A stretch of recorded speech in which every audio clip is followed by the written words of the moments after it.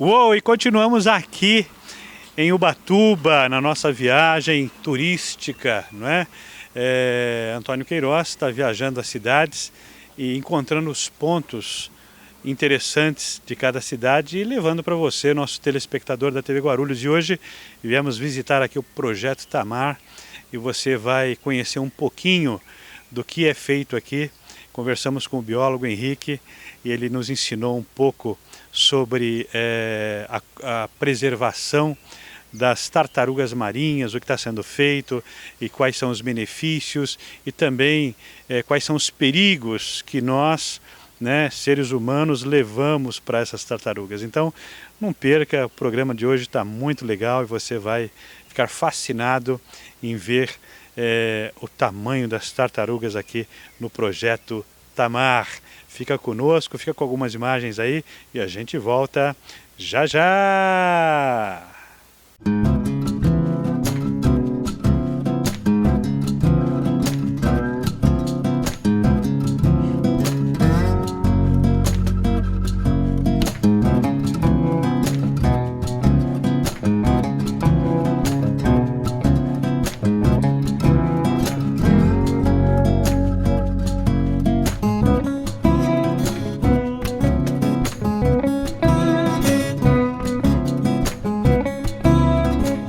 Continua conosco que o melhor acontece e volta já.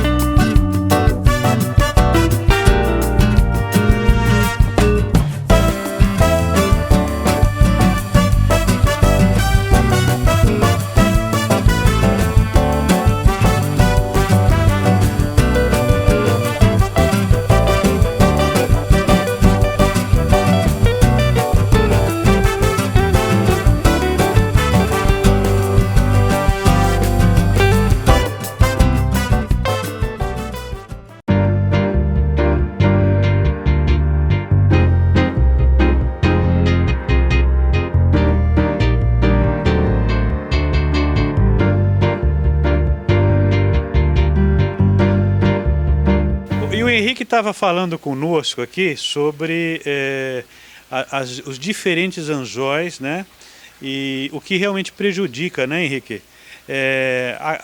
As tartarugas marinhas que ficam indefesas em alto mar, principalmente com relação à pesca.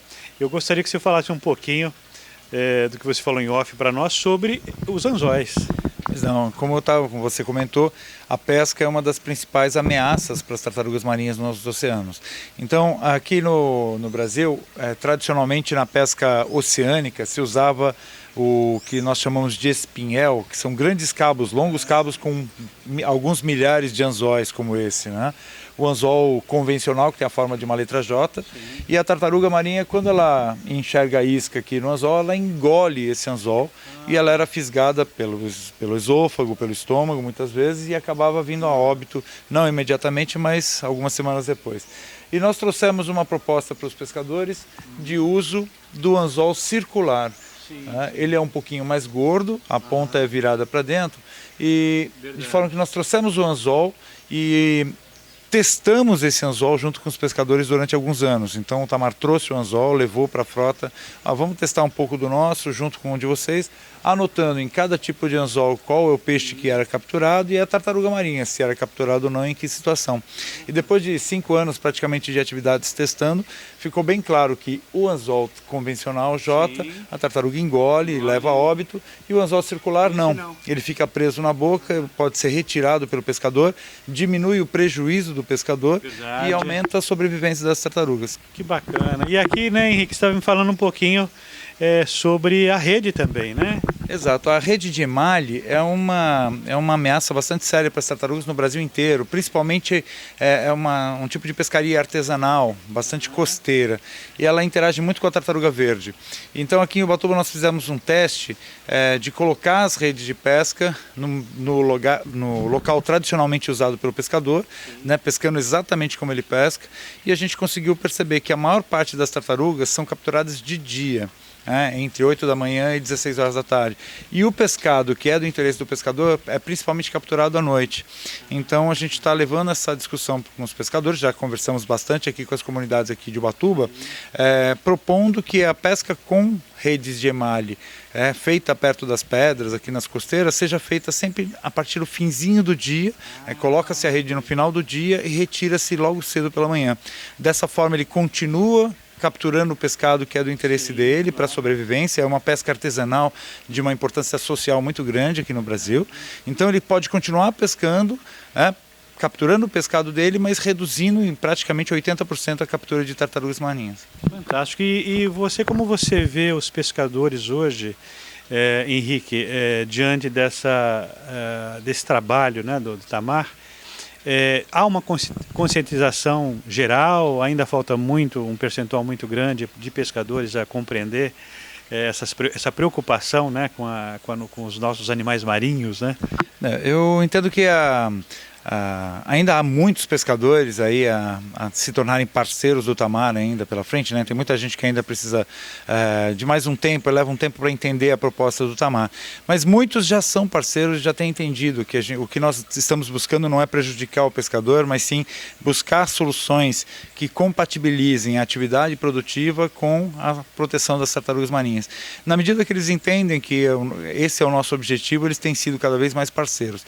Para ter uma ideia aqui da dimensão do problema e do quanto a gente conseguiu de resultados, aqui em Ubatuba, em 27 anos de trabalho, nós devolvemos ao mar mais de 10 mil tartarugas capturadas acidentalmente pelos pescadores, né, que colocaram suas redes para pegar o peixe, sem querer pegaram a tartaruga, informaram ao Tamar, o Tamar registrou, mediu, pesou, identificou os animais e devolveu ao mar. Mais de 10 mil animais em 27 anos é muita tartaruga.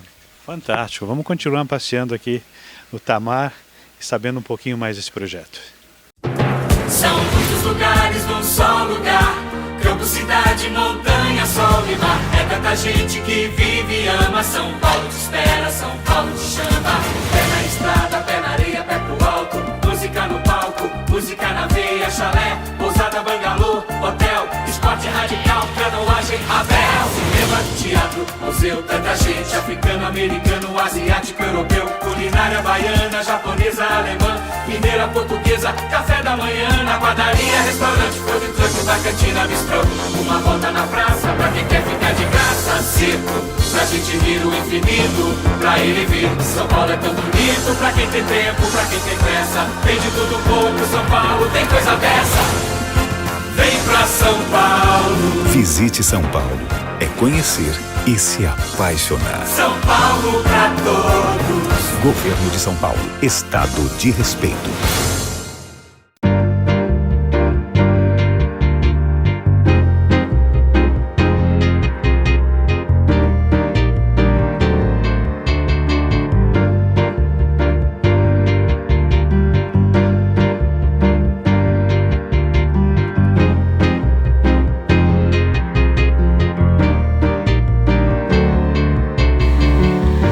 Pessoal, olha que impressionante, né? O Henrique me trouxe a um espaço aqui e é interessante, mas é triste, né? Que é o lixômetro. E Henrique, isso aqui, pelo que você estava me falando, talvez seja uma situação mais difícil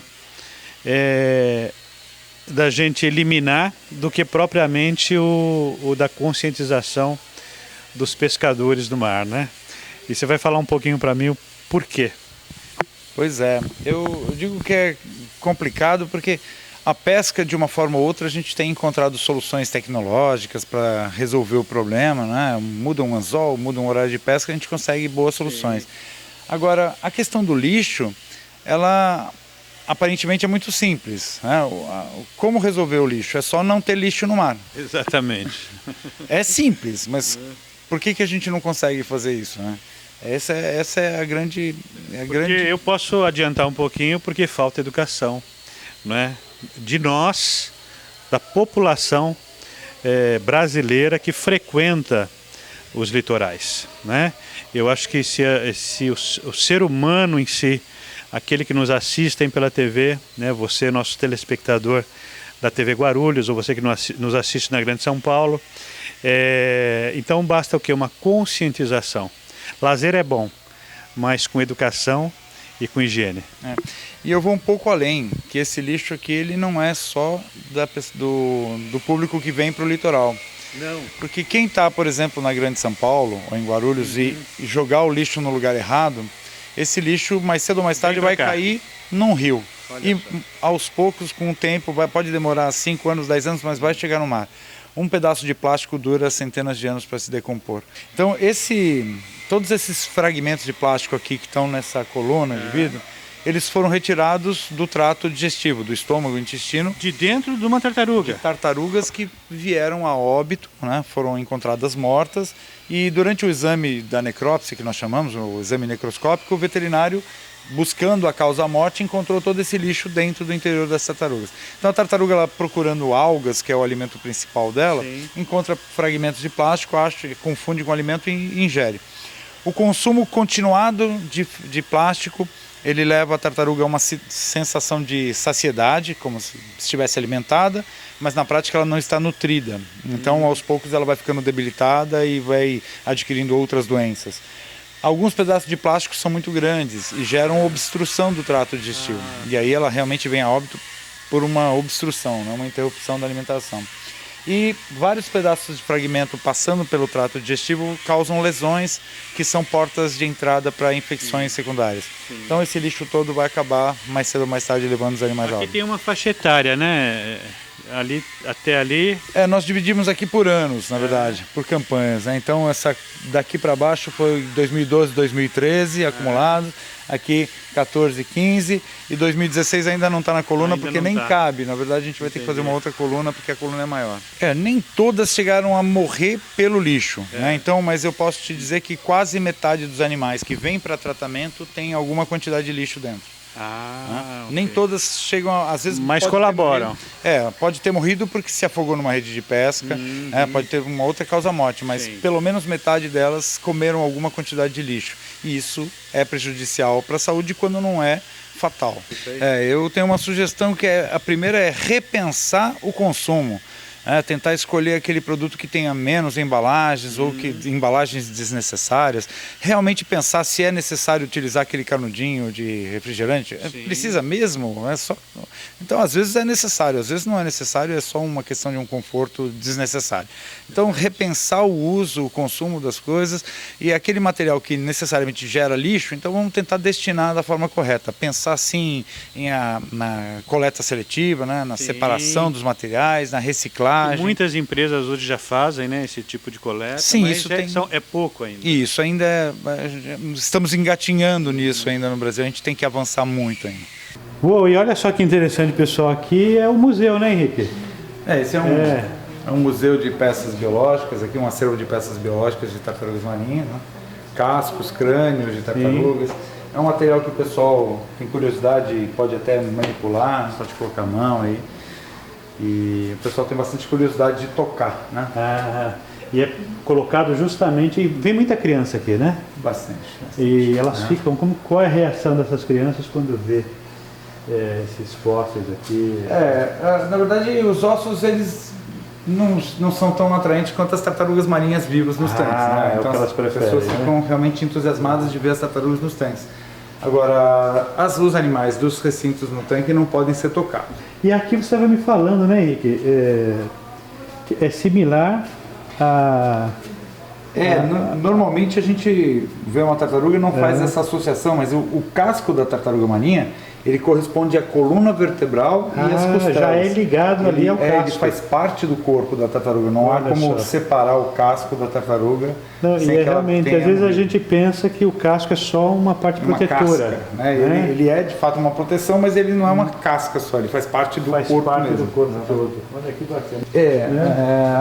Aquela é uma tartaruga de pente que antigamente era comum se matar esse animal para retirar as placas de queratina que recobrem, né, como essa aqui. Essa aqui, olha lá. Essa placa, ela recobre a carapaça das tartarugas e antigamente se usava isso para fazer aro de óculos, pentes, bijuterias. Então ali tem alguns materiais que foram doados, algumas bijuterias doadas por alguns visitantes, que foram materiais feitos de tartarugas, né? O aro de óculos, ali, os colares.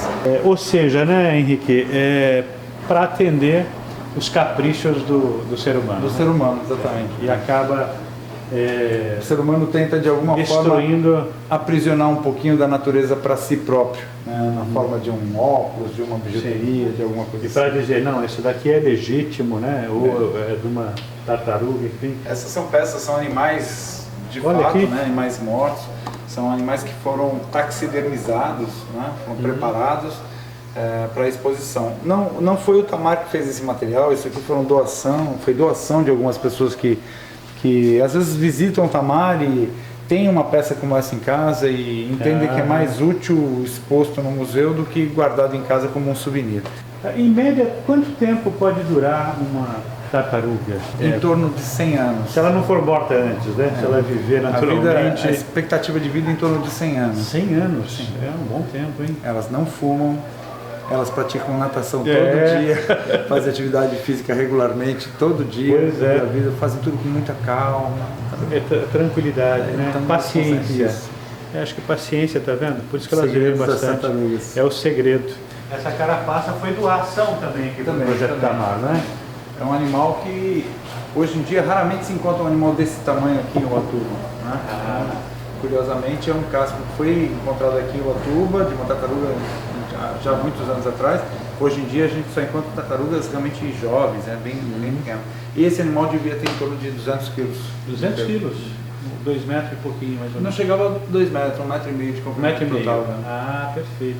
Aliás, 2 metros e pouco, você estava falando que foi a maior tartaruga já encontrada, né? A maior que já foi encontrada no mundo pesava 916 quilos, tinha um pouco mais de 2 metros de comprimento. Né?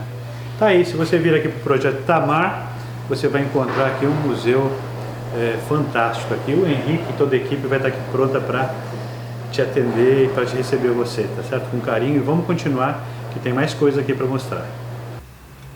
Pessoal, agora nós vamos fazer um drink Cosmopolitan, né? Especial para o Instagram.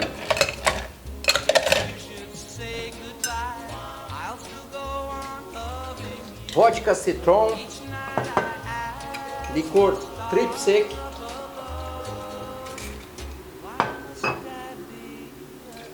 suco de cranberry, suco de limão. Tudo agitado.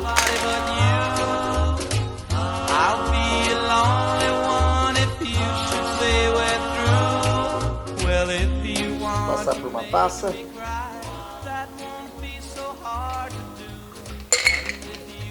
Para finalizar.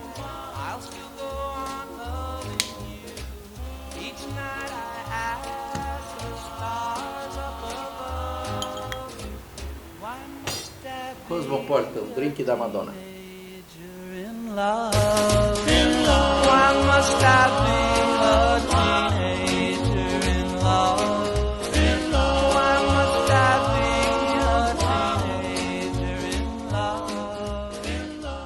Uou, e olha que maravilha aqui, quantas tartarugas marinhas.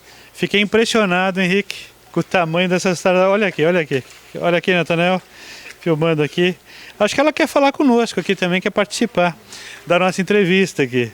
Escuta, nós tivemos vendo um primeiro tanque lá, que você está vendo agora nas imagens. Aquelas tartarugas eram de qual espécie? No primeiro recinto nós vimos a tartaruga verde, que é a mais comum aqui do litoral de Ubatuba. Mais comum. Nós vimos a tartaruga oliva, né? A tartaruga cabeçuda. Estas aqui nesse recinto também são tartarugas cabeçudas. Também são cabeçudas. Cabeçudas. E nós também temos a tartaruga de pente em exposição né? Ok. Agora tinha aquelas albinas, né? Que elas são... Sim, são tartarugas cabeçudas também. Elas são cabeçudas também. Elas só tiveram nasceram sem a pigmentação, que é uma característica como que pode acontecer em qualquer espécie animal, inclusive no ser humano pode nascer com albinismo, né, como nós chamamos, mas que no caso são o xodó aqui, acho que do projeto. São as vedetes aí, as que mais chamam a atenção do público. Olha, são as albinas. Né? Que bacana. E diz uma coisa, você já deu nome para todas elas ou ainda não? Olha, eu pessoalmente não. Algumas tartarugas têm nomes que as crianças batizaram aí com nomes e alguns nomes ficaram. E consegue distinguir?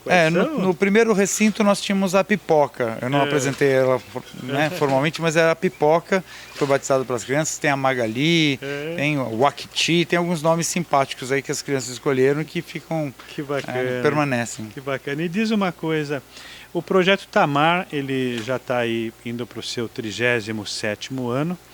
Ele foi fundado, iniciou... quem que começou o projeto Tamar no Brasil? Foi uma iniciativa de um grupo de estudantes de oceanografia da Fundação Universidade Federal de Rio Grande, no Rio Grande do Sul.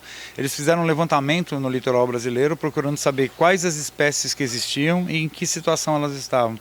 Então, nesse levantamento inicial, se identificaram 5 espécies de tartarugas marinhas e todas aquelas ameaças conhecidas para a tartaruga, a interação com a pesca, a questão do lixo, a questão da ocupação das áreas de desova. Na época acontecia o consumo dos ovos, a captura intencional, a mortalidade de fêmeas para consumo da carne.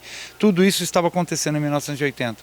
Então, naquele momento, entendeu-se que era necessária uma ação para tentar reverter esse quadro, né, da ameaça de extinção dessas espécies.